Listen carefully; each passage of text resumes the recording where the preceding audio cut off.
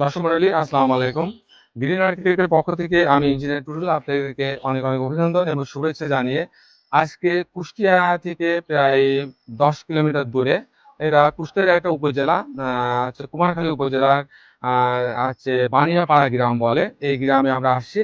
এখানে একটা ইতালি প্রবাসী এক ভাইয়ের ডুপ্লেক্স বাড়ির ডিজাইন আমরা করছি। তার প্রথমে আমরা ডিজাইন করছিলাম, প্রায় 6-7 মাস যাবত এই বাড়ির কিন্তু নির্মাণ কাজটা চলছে। এখন নির্মাণ কাজ শেষ পর্যায়ে, এখন ফিনিশিং কাজ চলছে। আমরা ফিনিশিং কাজ আপনাদের দেখাবো পরবর্তীতে। আর আপাতত যে কাজগুলো হয়েছে এই কাজগুলো আমি আপনার মাঝে তুলে ধরার চেষ্টা করব।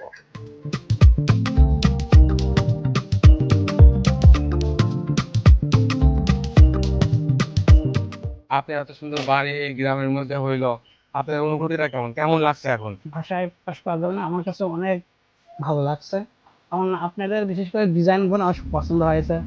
আর আপনাদের যারা লোকজন আছে এরা অনেক মানে যা বলা যায় তার চাই আসে অনেক, আমরা খেয়াল করে সবকিছু কাজ কাম নিজের মনে করে, নিজের মনে করে সবকিছু করে।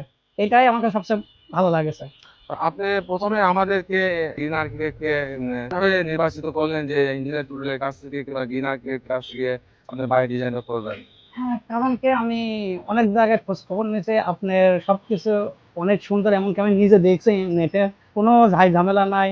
নিজের মনে করে আপনার কয়েকটা ডিজাইন জায়গায় আপনার যেটা পছন্দ ওই হিসাবে আপনি করে দেন, এখানে কোনো ঝামেলা নাই। এটা আমার কাছে সবচেয়ে ভালো লাগছে। সব মিলিয়ে তো আপনি খুশি? জি আলহামদুলিল্লাহ, আল্লাহর মতো অনেক খুশি। আপনারা দেখছেন যে আমার হাতে একটা বই আছে।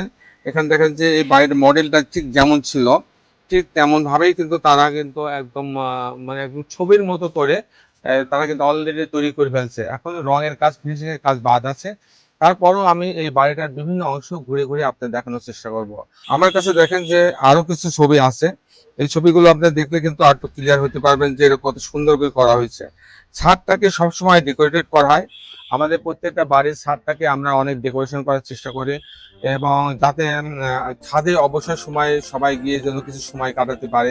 এই জন্য ছাদটাকে একদিকে যেমন আমরা ডেকোরেশন করে বসার জায়গায় রাখি, আর দিকে পর্যাপ্ত গাছ লাগানোর প্রভিশন আমরা রাখি প্রতিটা ছাদে। এখন আমরা এই একটা রাউন্ড সিঁড়ি দিয়ে, চমৎকার একটা রাউন্ড সিঁড়ি হয়েছে, এই রাউন্ড সিঁড়ি দিয়ে আমরা এখন দোতলায় যাচ্ছি। দোতলাতে গিয়ে আমি দেখানোর চেষ্টা করব যে দোতলাতে কয়টা রুম আছে এবং রুমগুলো কিভাবে সাজানো হয়েছে।